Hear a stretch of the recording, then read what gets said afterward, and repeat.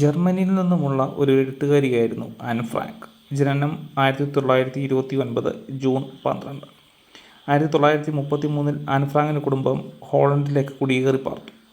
German പട്ടാളം ഹോളണ്ടിനെ ആക്രമിച്ചപ്പോൾ യഹൂദരായിരുന്ന an ഫ്രാങ്കും കുടുംബവും ഒരു ഒളിസങ്കരത്തിൽ അഭയം തേടി. 1944 ഓഗസ്റ്റ് 4 നാസി പോലീസ് ഒളിത്താവളത്തിൽ മിന്നൽ പരിശോധന നടത്തിയതോടെ ആനും കുടുംബവും കോൺസെൻട്രേഷൻ ക്യാമ്പിൽ തടവിലായി. നാസിപ്പടയെ ഭയന്ന് കുടുംബത്തോടൊപ്പം ഒളിവിൽ കഴിയുമ്പോൾ ആൻ എഴുതിയ ഡയറി കുറിപ്പുകൾ പിൽക്കാലത്ത് പ്രസിദ്ധീകരിക്കപ്പെട്ടു.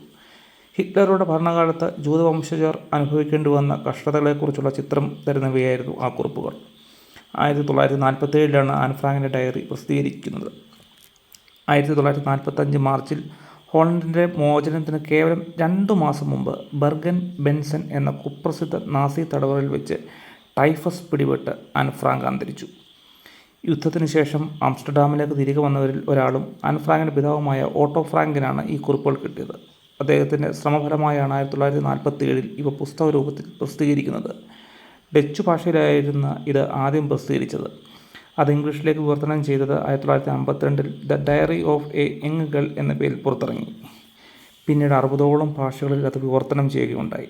രണ്ടാം ലോകമഹായുദ്ധം 2 ആത്മകഥകളിലൂടെ ഇന്നും ജീവിക്കുന്നു. ജർമ്മനിയിലെ സ്വേച്ഛാധിപതിയായിരുന്ന ഹിറ്റ്ലറുടെ മെയിൻ കാമ്പും ആൻ ഫ്രാങ്ക് എന്ന കൗമാരക്കാരിയുടെ ഡയറി ഓഫ് ആൻ ഫ്രാങ്കും. ഹിറ്റ്ലറുടെ ആത്മകഥയിൽ ഇല്ലാത്തതെല്ലാം ആനിൻ്റെ ഡയറിയിലുണ്ടായിരുന്നു. Diary of a young girl എന്ന ഈ ഒരു ആത്മകഥ വായിച്ചവർ നിങ്ങളിൽ എത്ര പേരുണ്ട്? വായിച്ചവരുണ്ടെങ്കിൽ കമൻറ്റായി രേഖപ്പെടുത്തുക. പിന്നെ നിങ്ങൾക്ക് ഈ വീഡിയോ ഇഷ്ടപ്പെട്ടെങ്കിൽ ലൈക്കും ഷെയറും സബ്സ്ക്രിപ്ഷൻസും ഒക്കെ രേഖപ്പെടുത്തണമെന്ന് ഞാൻ വിനീതമായി അഭ്യർത്ഥിക്കുന്നു.